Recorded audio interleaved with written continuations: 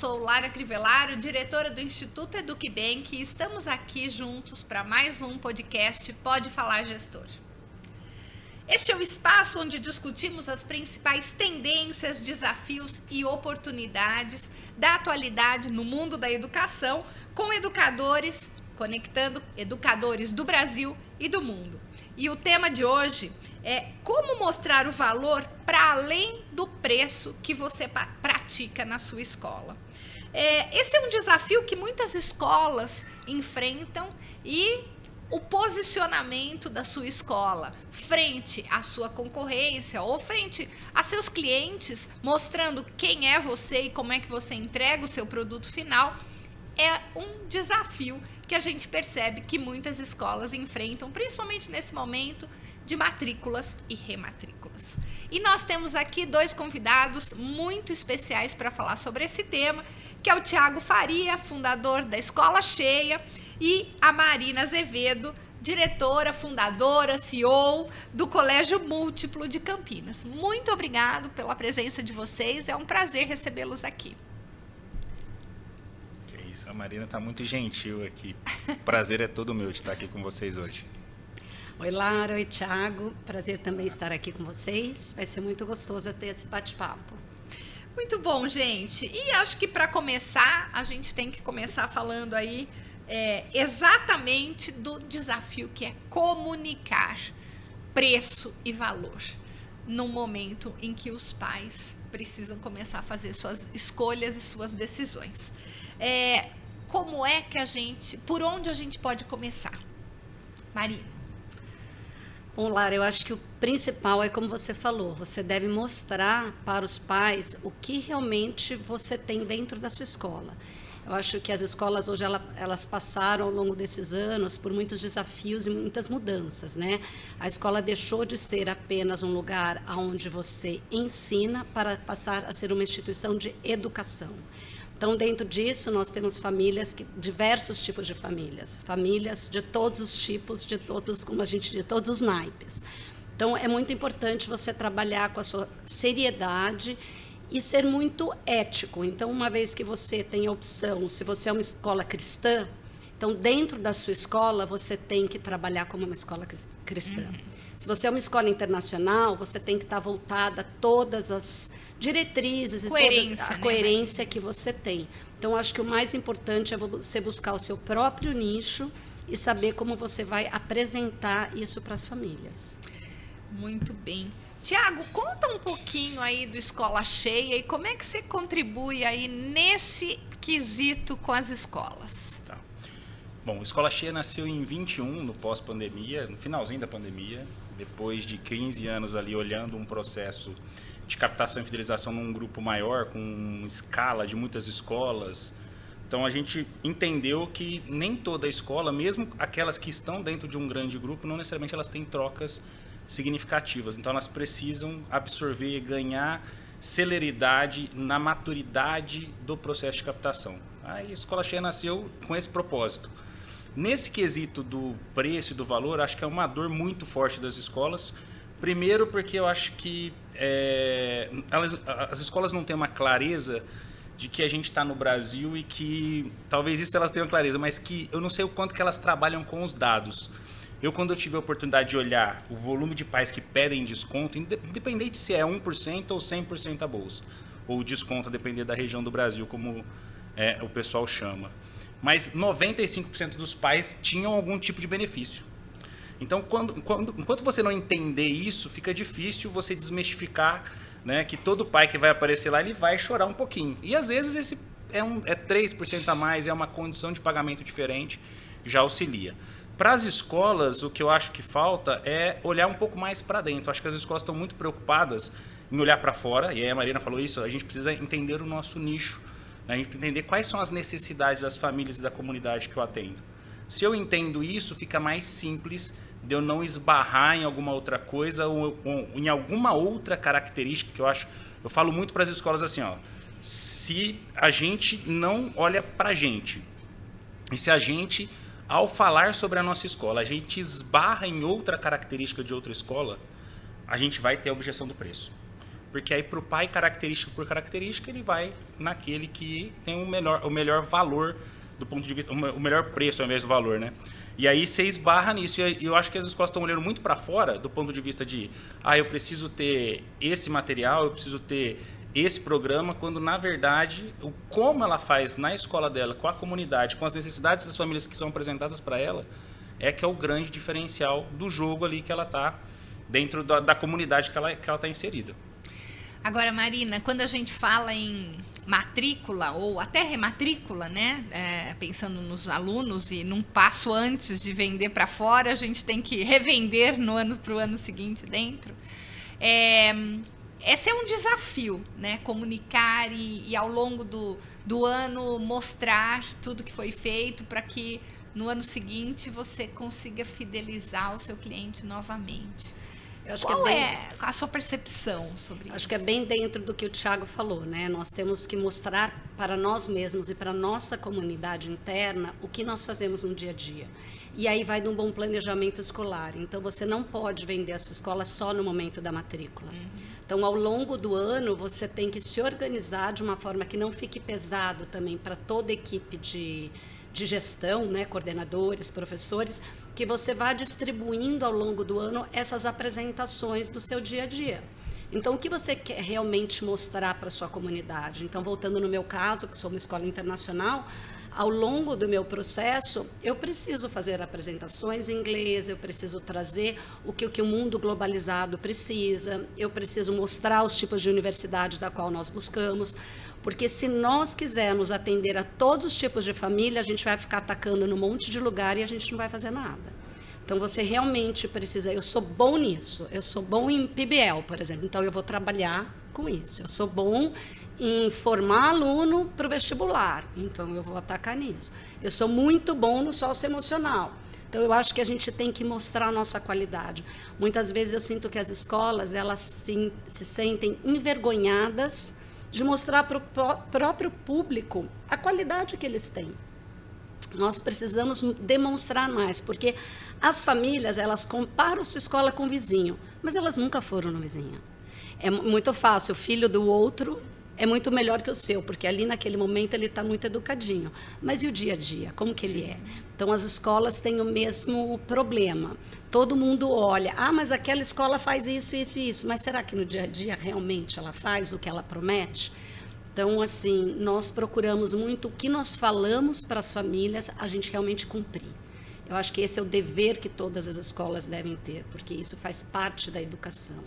Então, uma das coisas, um dos princípios é você realmente ter uma ética profissional. E ela começa do que nós realmente falamos, vendemos e comprovamos no dia a dia, né? Entregamos. Tiago, como você vê, qual, na sua opinião, é o maior erro das escolas nesse momento de comunicar para a matrícula do próximo ano? Quais são os maiores erros cometidos? O caso da Marina é muito interessante, porque é o seguinte, se a gente olhar para as tipologias de escola, a Marina está no nicho do nicho do nicho, né? Então, talvez para ela seja muito mais simples trabalhar com o educar o cliente sobre o que é dentro dessa proposta, qual é a régua, para onde que eu olho, com o que eu comparo, além de só medir alguma coisa.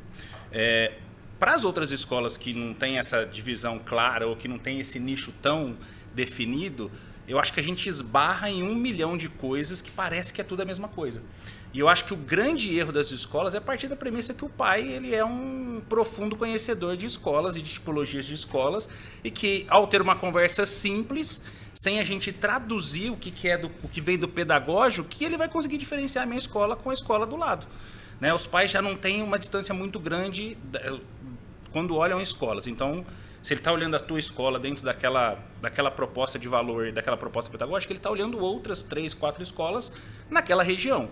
Então, se a gente não ajudar o pai a definir qual é essa régua, né? Vou usar um exemplo aqui, o programa bilíngue, né? Que eu acho que é onde tem um espectro grande entre quem faz pouca coisa por semana e quem é uma escola que aplica com tanto rigor que a título de formação para o aluno entrega o mesmo que uma escola que é chancelada bilíngue. Quer dizer, os dois vão trazer esse atributo na campanha de matrículas.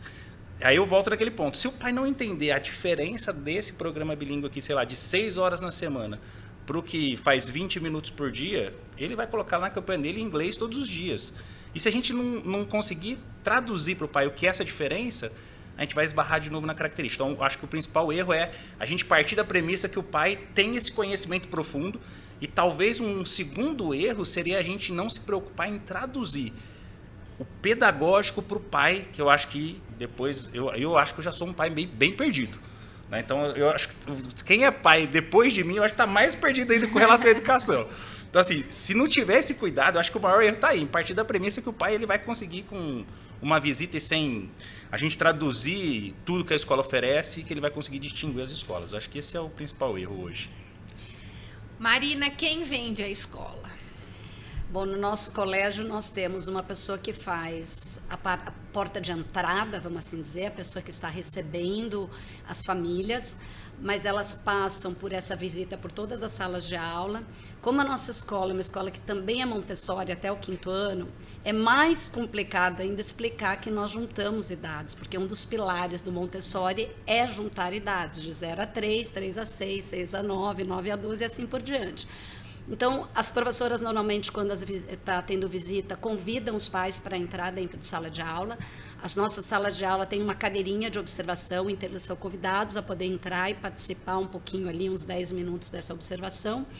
Depois ele passa por uma entrevista com a nossa coordenação, onde ela explica todo esse método que ele está falando.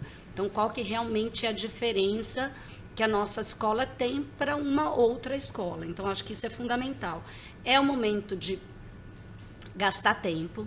Muitas vezes, a equipe de coordenação, ela acredita que esse não é um papel dela, só que nós não podemos deixar na mão de uma pessoa de admission para vender escola se ela não está no dia a dia. Então, tem que existir uma parceria entre gestão, professores e a pessoa de matrícula e também a direção. Muitas vezes eu sinto que alguns pais, eles querem ter a palavra final da direção. Então, acho que muitas vezes a direção também tem que estar envolvida nesse processo. Mas é um momento delicado, é um momento difícil, porque você começa o programa de matrícula final de maio, e ele se estende ali até setembro. Vamos pensar que a gente está terminando um semestre, nota, avaliação, para quem faz avaliação, que medição externa. Então, essas 2 últimas semanas são terríveis, e as pessoas visitando a escola, e você ali, aluno que passa aqui, aluno que chora porque foi mal na prova, e você tem pai conhecendo a escola. Então, assim, é um jogo de cintura, né? E eu sempre comento com as pessoas que fazem visita, nós não temos que esconder nada. Se tem uma criança chorando, ela tem um motivo de estar chorando. A escola é um momento onde você tem euforias e tristezas, né? São momentos que se confundem e fazem parte da escola o tempo todo. O pai tem que observar, quando ele faz isso, como essa criança é acolhida. Então, não importa o motivo dela estar triste, chorando, feliz, correndo, mas como ele foi acolhido, como que ele está sendo olhado naquele momento. Principalmente hoje que nós temos muitas crianças que são atípicas. E as crianças atípicas dentro da escola, muitos momentos, elas têm momentos sozinhos, elas têm momento que elas precisam ficar num espaço separado por questão delas mesmo. Então, às vezes, pais visitando a escola, eles têm que entender, e quando eles têm dúvida, perguntar. Olha, eu vi uma criança assim, né? Por que ela estava ali sozinha? Eu vi 2 crianças discutindo. Como que você trabalha esse processo de conflitos? Eu acho que isso é muito importante ser trabalhado no dia a dia da escola, porque os pais acreditam que você vai resolver a moralidade um dia, e a gente sabe que a moralidade, ela começa a ser construída a partir dos 6 anos, e ela vai até o 8º ano, então é um período muito longo de construção da moralidade. Hoje a gente está sem paciência, né? A gente quer tudo para amanhã. Refazendo, né, a mesma pergunta que eu fiz para a Marina agora, e ela me colocou do ponto de vista da escola dela, do ponto de vista de alguém que trabalha com a perspectiva da escola cheia. Quem hoje vende a escola? Quando a gente fala sempre de alguém com um atributo pedagógico, a gente sente mais confiança, porque essa pessoa, do ponto de vista do produto, ela está muito mais próxima. qualquer outra pessoa que não é da área pedagógica, mas que tem que cumprir uma série de papéis e que tem que se aproximar, a gente fica com receio, mas dá para se preparar as pessoas, né? Claro que quanto mais proximidade uma pessoa da área de admissão, de matrículas, auxiliar de matrícula, o nome que se dê a essa incumbência nesse período, precisa de algum momento de uma proximidade muito grande com o produto. Então, o que acho que as escolas precisam perceber é o seguinte: não vai dar para sempre contar com o coordenador. E eu acho que talvez nem precise. Os pais, às vezes, eles vão só até na página 3. Então, se essa pessoa da matrícula consegue ter proximidade, consegue circular nesses espaços pedagógicos, ela ajuda a traduzir isso para o pai, porque ela também não é um pedagogo, né? Eu acho que aos poucos, com o tempo, é uma construção, ela vai ganhando repertório e talvez ela precise acessar menos a coordenação, mas ainda assim vai ter que ter uma necessidade de uma sutileza do relacionamento, de perceber, opa, esse pai vai ficar mais tranquilo se ele conversar, por exemplo, com a diretora da escola, mesmo que a gente fale as mesmas coisas, né?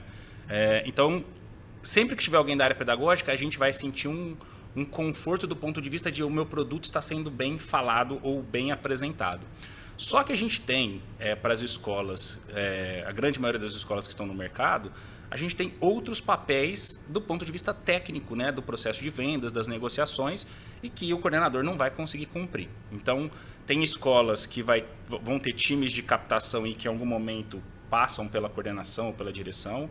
Vai ter escola que, pelo porte da discussão, vai sempre ter alguém mais da área pedagógica que ela trouxe para a área de matrículas, porque existem papéis ali que precisam ser cumpridos. Então, tem hora que eu vou precisar de mais volume ou escala de contato com as famílias, de retorno, porque os pais também tomam decisão num determinado tempo, então não dá. O pai de agosto vai demorar muito mais tempo para tomar decisão. O pai de janeiro, por exemplo, começa a conversar com você na segunda, na sexta-feira ele está pronto para fazer matrícula. Então, eu preciso sentir isso. Então, assim, o que eu falo para as escolas? Dá para preparar essa pessoa antes, agora, nesse momento que a gente está, você já não tinha, já passou esse momento, você já tinha que estar com esse time pronto. Se não está, vai ter que ter essa proximidade. Mas eu acho que onde as escolas pecam na parte do treinamento é justamente na imersão sobre o que é a escola. Eu falo, primeiro semestre é treinamento de imersão. Põe a pessoa lá, não tem o espaço para o pai vivenciar, põe ele para vivenciar, depois tira ele daquele espaço, explica as intencionalidades pedagógicas que estão por trás. Aí ele vivencia e ganha sentido aquilo para ele. E acho que você colocou uma coisa importante, Thiago, que eu observo que aconteceu dentro do nosso colégio. Todas as vezes que eu coloquei alguém na parte da matrícula que não era do pedagógico, não tinha vivenciado a escola, ele não funcionou. Você traz uma pessoa de vendas que é treinado para aquilo, mas não faz parte da escola.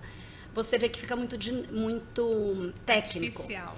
Quando você traz alguém que vivenciou a escola de alguma forma, ou foi uma assistente, ou foi uma coordenadora, ou foi uma orientadora, ou foi uma recepcionista que cresceu, e você traz o papel da venda para ela, eu acho que a gente tem mais resultados. Eu acho que realmente essa pessoa tendo um conhecimento da parte do dia a dia da escola, ela tem muito mais prazer em mostrar, porque ela vive aquilo, ela gosta daquilo, ela sabe o que acontece ali, e ela não vai ter medo de falar. Exato. Né? Então, acho que ela precisa ter isso. Falando um pouco de diferenciais, né, e de posicionamento, a gente começou a falar um pouquinho, mas eu acho que a gente precisa aprofundar mais isso. Sistema de ensino não dá mais para dizer que é um diferencial. Né? Porque às vezes você está usando um e o seu vizinho da esquina está usando o mesmo. Né? O que você entende hoje, Marina, que para a sua escola se posicionar como uma escola diferente, e você é uma pessoa que tem ali pelo menos mais 2 ou 3 escolas muito próximo, num raio muito próximo ali da tua, como é que o que você exatamente posiciona hoje como o grande diferencial da sua escola na comunicação para as famílias? Então, Lara, desde que começou, a nossa missão ela é baseada na excelência acadêmica, na fluência da língua inglesa e no socioemocional. Então, todas as nossas ações e atitudes, elas realmente são baseadas na nossa missão. Apesar de nós trabalharmos com metodologias ativas, que Montessori é super ativa, a gente trabalha com PBL, que é baseado em projetos no ensino fundamental, no middle school. A nossa excelência acadêmica, ela faz parte do nosso processo. Então, a gente está sempre fazendo avaliações externas para que a gente possa se comparar. Eu também acredito que sem dados, o que não se mede não se avalia, o que não se avalia você não evolui, né? Então, isso tem que fazer parte da escola, tem que fazer parte do seu corpo docente. Então, eu acho que o diferencial, na minha escola, no meu caso, é realmente a gente ter uma cultura de escola internacional, uma cultura de bilinguismo, porque ela nasce ao longo dos anos. Você não consegue colocar o bilinguismo de um dia para o outro, falar sou bilíngue e usar um material como você está falando. Todo mundo tem material, mas o seu professor, ele é diferente. O treinamento do seu professor é diferente. Se você não investe no seu professor, você não tem mão de obra. Mão de obra qualificada. E quem faz a escola não é a coordenação, não é o diretor. Quem faz a escola é Sim, o a hora que ele professor. fecha a porta da sala de aula. Então, o maior assim, tempo do aluno lá é com o professor. Então, eu acho que o investimento no professor é muito importante. Então, esse diferencial nós temos. A gente está, todos os anos, 20% do que entra na escola é destinado para treinamento de professores. O ano passado, nós fomos com 15 professores para o México, porque a escola, como Montessori Internacional, é onde eu conseguiria levar professores de inglês e português para um treinamento. Enviamos professores para os Estados Unidos, vamos com nossos alunos para a Inglaterra. Então, tudo isso vai trazendo para nós esse diferencial de globalização de mundo, de visão de mundo. Eu digo que a gente prepara muito os nossos alunos para realmente o mundo moderno. Eles são muito críticos, eles sabem falar muito bem em público. Eu falo que eu coloco eles na frente para falar sobre um debate, eles vão debater muito melhor do que eu. Eles parecem que nasceram prontos para aquilo e com uma desenvoltura maravilhosa. Então, nosso ponto forte, eu vou dizer que é esse, a gente preparar essa pessoa para ter autoconfiança. Então, é muito gostoso. E, Tiago, você percebe que essa questão do posicionamento das escolas na hora da venda, né, é um calcanhar de Aquiles para fazer a matrícula? Para muitas escolas. Primeiro, porque a Marina mencionou um item aqui que é extremamente importante. A gente tem que desconstruir com as escolas de que eu faço campanha de matrículas, ou seja, é no momento da matrícula que eu preciso estar com a campanha na rua, porque naquele momento eu quero vender alguma coisa. E não, né? A escola está acontecendo desde o primeiro dia de aula, os projetos estão lá acontecendo, as inovações que a gente trouxe para um determinado ano estão lá acontecendo. Então, eu acho que a escola peca um pouco nisso. Ela faz hoje, né, muito preocupada, não sei, com certeza o problema não é a terminologia campanha de matrículas, né? Eu acho que a construção do pilar de gestão da escola é que nunca discutiu isso com profundidade, de eu ter uma campanha ao longo do ano, num primeiro semestre, né, no caso da maioria das escolas, com um posicionamento, trazendo ali as temáticas que surgiram de dúvidas do meu próprio processo de matrículas para educar a minha comunidade, e um determinado momento do ano que os pais estão efetivamente olhando para as escolas, né, aqui mais para São Paulo, às vezes tem escola que já no mês 7 já tem uma demanda alta. Falar um pouco mais, né, pensar nessa performance de gerar demanda para a escola. Então, eu acho que sim, a comunicação é algo... E assim, a escola, se ela não cuida disso, aí depois ela sente a dificuldade de gerar essa demanda. Por quê? Porque não está claro o posicionamento. A Marina falou aqui, ela nasce de um propósito do porquê, e todas as coisas que acontecem na escola circundam esse porquê. Então, se toda vez que eu vou fazer algo, eu estou pensando no porquê que a minha escola nasceu, no porquê que tem esse propósito, no porquê que é nessa região, no porquê que é isso, quer dizer, toda hora eu estou reafirmando o meu posicionamento. Eu faço isso porque o propósito é esse. E aí as coisas estão conectadas. Eu acho que a gente tem que tomar muito cuidado com o que a Lara falou de material, que não é diferencial. As escolas toda hora, todos os dias, você é bombardeado por materiais e por coisas a mais. Se você quiser pegar tudo porque o mercado está te pedindo, você não faz nada. Tem hora que você tem que falar, não, eu estou no caminho certo, vamos estudar isso daqui, vamos aprimorar isso daqui. Agora, eu queria te fazer uma pergunta na sua expertise. A gente escuta muito que, hoje em dia, 20% todas as escolas perdem por ano, contando o último ano da escola, seja ele que a criança tem 5º ano, então contando os alunos do 5º, se ela tem até o 9º e até o 3º. E do mesmo jeito que sai, você tem essa captação, sua escola está rodando. É isso que vocês colocam no seu plano? Realmente é isso que acontece? Essa média? A gente vai muito do que cada escola busca, né? Então, assim, o projeto ele é personalizado. Eu brinco muito com as escolas que a gente não gosta de limitar sonho de crescimento de ninguém. Então, se você quiser colocar, você quer dobrar a sua escola, a gente vai montar o plano. O problema é a nossa capacidade de execução disso. O que eu tenho visto de 23 para 24, nos 2 últimos ciclos ali, é que 23 para 24, as escolas estavam pior de fidelização. Esse ano que passou, o 24 para 25 que concluiu agora, muita gente melhorou a fidelização, que era uma problemática. Então, assim, a maioria das escolas está entre 80% e 90% de fidelização, só que já descontando a última série, né, ou a evasão natural, ou os formandos, enfim. E aí, quando ela está muito para baixo disso, se ela quiser crescer em volume de alunos, que também é uma outra coisa que a gente discute muito, em vez de discutir o ecossistema escola e não pensar só no volume, talvez pela simplicidade de conseguir entender que se eu cresço o volume e não prejudico o ticket, a minha escola cresce no faturamento também, a gente vai muitos diretores agressivos para definir metas. E aí depois a dificuldade está em executar o plano. Então, assim, o que eu consigo te falar melhorou. Está mais difícil tirar aluno de uma outra escola, o que eu acho que é uma tendência natural, porque se a gente está numa inversão da pirâmide, diminuindo o número de crianças, aumentando os idosos e aumentando o número de escolas no Brasil, vai ficar mais competitivo. Então, tem muita gente cuidando de não perder, porque quanto menos eu perder, mais simples é eu crescer em volume de alunos, que eu gasto menos os alunos novos para repor essas saídas. Mas oscila. E nesse sentido, Marina, você acredita que as famílias também vendem sua escola? Eu acredito que sim.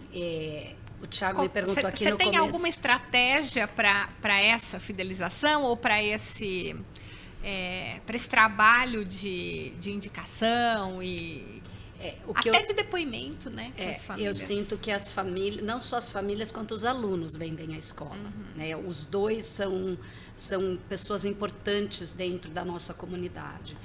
Recebe depoimentos. Pena que eu acho que as famílias fazem o depoimento público para o bem muito pouco e fazem depoimentos ruins publicamente, né? Eu acho que nós precisávamos de pessoas no mundo escolar, no meio da educação, que realmente colocassem as experiências boas que eles têm na sala de aula.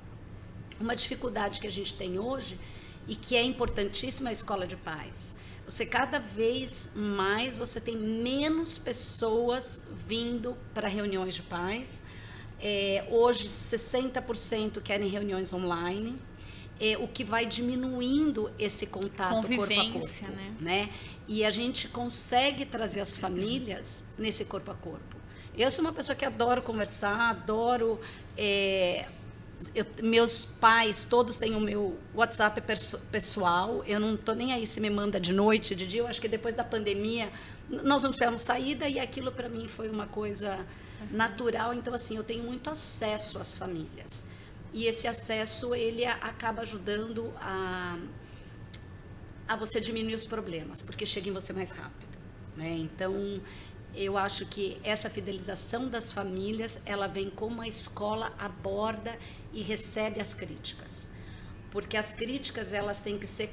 Você tem que usar aquela crítica para uma construção. O ambiente tem que estar bom para ele estar disponível a fazer a crítica. E eu falo sempre assim, eu prefiro uma família que vem toda hora falar comigo e apontar alguma coisa do que aquela que vira as costas e vai embora, né? Porque aquela que vem te falar alguma coisa significa que ela gosta da escola, mas que tem alguma coisa que está incomodando. Você pode escutar, porque pode fazer parte dos seus valores e você não está vendo, e pode ser alguma coisa que não faz parte do valor da escola e você tem que ser claro. Falar, olha, até aqui eu posso te ajudar, aqui já não está dentro da nossa missão, não está dentro do nosso valor, vamos para o próximo ponto. E tem que trabalhar dessa forma. Então, eu acho que a forma como as escolas trabalham com as famílias e como as famílias recebem também o contrário, né? O seu filho precisa dessa ajuda, precisamos trabalhar juntos aqui, como que nós vamos fazer isso? Vamos dar um prazo para isso, trabalhar com metas. Eu acho que essa reciprocidade ela é fundamental para que eles sejam as pessoas porta-vozes aí da nossa escola. Tiago, você percebe que tem muitas escolas que gastam muito em marketing para início de ano, pensando em novos alunos, mas não cuidam internamente dos seus próprios alunos e acabam perdendo? Acho não, tenho certeza. Ó, eu falo, a Marina tá falando um monte de coisa aqui que dá pra gente escrever um livro, viu, Marina? Mas esse lance de que pai que vai falar sobre a minha escola, eu acho que as escolas têm até dificuldade de identificar. Né? Se você for pedir um depoimento, a gente vai precisar de um depoimento para a campanha. Mas vai vir pincelado ali 1 ou 2, porque os pais não querem, talvez, falar, ou talvez o ambiente não está propiciando isso. Mas dá para a gente ter metodologia e identificar. Se eu tenho todo ano uma pesquisa, eu posso ter lá um NPS, aí eu sei quem que é o meu promotor, eu sei quem que é o detrator. Né? A Marina falou 2 coisas aqui que eu tenho que resolver um problema. Se eu não consigo resolver agora, mas ele está no meu radar, eu vou prometer uma solução futura, ou vai ter um cenário que isto não é um problema. A gente vai até aqui, isso aqui você precisa resolver. Que é, de novo, a gente educando os pais. A gente, a todo momento, não sei se a Marina tecnicamente ela sabe isso, com certeza, empiricamente ela sabe, e tecnicamente, muito provavelmente também. Tudo que a gente está falando aqui é um processo de maior complexidade de venda que existe. A gente vende um serviço, tá lá o nosso contrato de prestação de serviços educacionais. E toda venda de serviço é uma venda assistida, onde você auxilia a pessoa a tomar a decisão. Então é muito nesse caminho, preciso ajudar o outro a escolher, e às vezes não necessariamente é a minha escola. Acho sim que as escolas gastam um caminhão de dinheiro, e isso não tem correlação direta com matrícula. Tá? Porque você pode pôr no canal errado, você pode aparecer na hora errada na rua, e aí você não vai conseguir reverberar aquilo. E mesmo que você ainda gere a demanda, ou seja, que você gaste um caminhão de dinheiro ou muito dinheiro no momento correto e aquilo gere uma demanda para você, você ainda vai ter uma série de etapas até chegar lá no momento do pai falar, vai ter um monte de pequenos sims que a gente tem que conquistar até ele virar efetivamente o último sim, que é o da matrícula. Mas sim, eu acho que as escolas gastam muita energia no processo de novos, que é o processo mais caro. É muito mais simples fidelizar. E se a gente pensar do ponto de vista do porte das escolas, quanto maior for uma escola, mais o resultado está correlacionado à fidelização, que é a base maior que ele tem. Não dá para parar de falar de alunos novos, senão você não vai crescer, porque tem que repor o pessoal que sai na última série. Mas quanto maior for a escola, mais o resultado está dentro da fidelização. Então, se você tiver que priorizar, tem que olhar primeiro para dentro, né? Agora a gente cai num outro problema, né? Comunicação. Eu gostaria de saber quem vai falar que uma escola comunica bem. Porque a minha pergunta é, qual pai lê atentamente os comunicados? É muito interessante como a leitura rápida hoje, as pessoas comem metade ou não lê, e os grupos de WhatsApp fazem um resumo daquilo e colocam no grupo, às vezes faltando informação. Então, assim, é muito interessante essa comunicação interna, ela também permeia o momento de vida que a gente tem hoje, que é a leitura rápida. É a gente não parar, é um comunicado da escola, eu vou ler, eu vou entender o que acontece, né? E às vezes eles falam, nossa, mas vocês colocam todo mês um monte de notícia. E outras famílias assim, mas vocês não colocam nada, né? Então você fica aí no meio do caminho. Quem quer ler, lê, quem não quer, pergunta para o outro depois. Marina, e você considera mais estratégico aumentar a sua base da educação infantil, ou para que a sua escola venha num crescente, ou você acha que uma campanha mais focada em segmentos, principalmente no ensino médio, traz mais visibilidade e, portanto, mais alunos? Lara, o meu ensino médio é muito recente, né? Eu comecei o meu ensino médio na pandemia. O que eu observo depois da pandemia? Eu tinha na educação infantil, era o meu carro-chefe. Eu tinha muita criança na educação infantil e os outros segmentos eram menores. O pós-pandemia, nós sentimos que muitas famílias foram buscar escolas menores, que estamos tendo, eu sou de Campinas, qualidades incríveis de escolas pequenas, só de educação infantil, que fazem um trabalho incrível, entregam para a gente essas crianças muito bem ali no primeiro ano, mas sim, eu acredito que a base para você ter uma escola sólida, ela tem que vir aqui de baixo, porque é a partir daí que você vai construindo a sua cultura interna. O que eu observo hoje no meu ensino médio é um ensino pequeno, eu tenho muita perca de alunos ali eu perco bastante aluno no 9º ano, porque tem muitas escolas que se prontificam a preparar para o vestibular, então famílias que realmente querem um preparo para uma técnica de vestibular, a gente até indica que busque essas escolas, né? O nosso caso, nós qualificamos para vestibular, a gente garante o Enem, temos vários alunos que fazem Unicamp, USP, a gente tem uma média de 98% de aprovação todos os anos que a gente fez do colégio. A maior dificuldade nossa hoje é medicina, né, para quem quer escola federal. Mas é uma outra estrutura. Então, os alunos que querem chegar no nosso colégio no ensino médio, é muito difícil ele entrar no ensino médio e adaptar. Então, a gente prefere, eu acho que todas as escolas, o ideal é que traga para o seu ensino médio desde a base. Né? E a base que eu digo ali, educação infantil, a partir do 1º ano. E quando você tem ali muito sólido, ele vira orgânico. Você não precisa fazer muito marketing externo. Eu acho que o marketing externo ele vem muito para fortalecer a marca. Então, fortalecimento de marca, de pertencimento, porque os próprios alunos gostam de ver a sua marca em algum lugar. Mas eu não acho que a propaganda externa, ela traz aluno. Eu acho que ela fortalece a marca. Já escutei, olha, eu vi aquele logo, tal, mas eu não vejo, para nós, nunca foi como campanha de alunos. Você concorda com isso, Thiago? E aí, já emendando a pergunta, se você concorda, o que é que então traz alunos novos, se não é a campanha?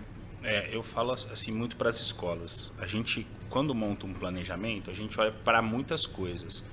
Eu tomo cuidado de calcular o quanto que ele precisa colocar de dinheiro na rua numa campanha, de pensar o quanto ele quer crescer, o esforço disso ao longo do tempo, o volume de pessoas, para o volume de atividades que vão aparecer ao longo desse processo. Gosto muito de quando a escola vem formando a base, porque quando ela vem ao contrário, mais uma vez, a Mariana falando, às vezes o pai quer alguma coisa e fala, não é aqui, porque aqui você vai ter essa dificuldade de adaptação, e talvez você está procurando uma outra coisa. O que eu acho que as escolas precisam entender desse ponto de vista é, o pai muda os atributos, ou o peso que ele dá para os atributos que ele olha para a escola, de acordo com o segmento do filho. Então, quando ele estiver lá perto da educação infantil, talvez ele vai olhar mais os atributos de formação. Quando ele chegar mais para o final do Fundo 2, ele vai dar mais peso para os atributos de aprovação, de desempenho no Enem. Então, não dá para você ser um ou outro. Você vai ter que oscilar isso aí. Então, a Marina tem bem isso aí. Aqui a gente vai entregar esse resultado. Eu tenho aluno aqui, eu tenho X% de aprovação, meu desempenho no Enem é bom. Só que o que você está buscando aqui talvez não é isso. Você vai ter uma dificuldade aqui, era melhor que... Então, eu gosto. Quando a gente fala da campanha trazer aluno, eu acho que ela vai trazer um interessado que, por algum momento, quanto maior for a clareza da comunicação e do posicionamento, mais pronto esse pai vai dar para te comprar. Mas você tem uma trajetória ali o pai vai querer ir na escola visitar, ele tem um anseio de acolhimento, minimamente ele vai discutir a formação do filho dele, mas quando a gente olha para as campanhas, eu fico medindo muito ali os canais. E aí tem uma coisa que é subjetiva, que é o quanto que uma campanha digital impacta o offline e tudo mais, né?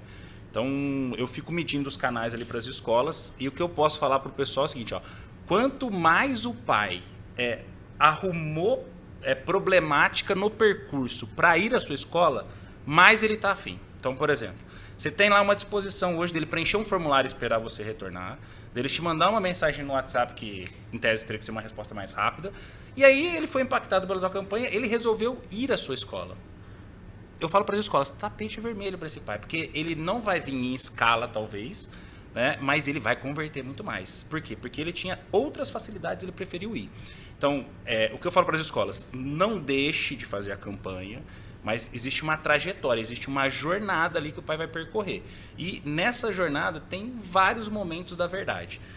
Na hora que você fez a campanha versus a expectativa, a hora que ele chegar na sua escola, é o canal que ele procurou e o seu tempo de resposta, é o acolhimento, é uma série de coisas que são várias horas da verdade que ele pode ir ali ganhando, se superando a expectativa das famílias ou não.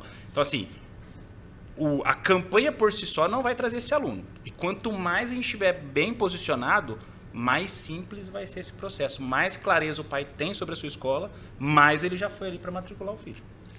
Muito bem, gente. Que papo gostoso. E para a gente encerrar aqui, eu queria pedir a vocês uma dica.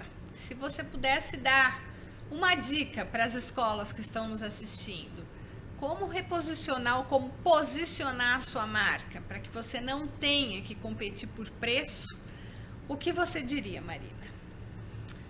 Foca no seu melhor. Mostre para as famílias qual é o seu melhor. Eu acho que eu diria isso. Tiago?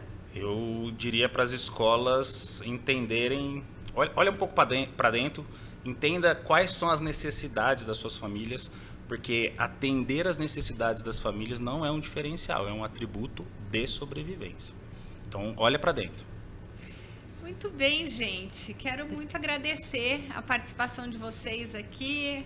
Um papo muito ilustrativo, muito importante para quem nos assiste, e eu acho que é uma troca de experiência aí extremamente importante. Muito obrigada. Prazer, Tiago. Prazer é todo meu aqui de estar com vocês. Um papo super gostoso. Obrigada. E obrigada a você também que está nos assistindo. Entre em contato através da nossa rede social, Spotify, YouTube e também na plataforma do Educador 21.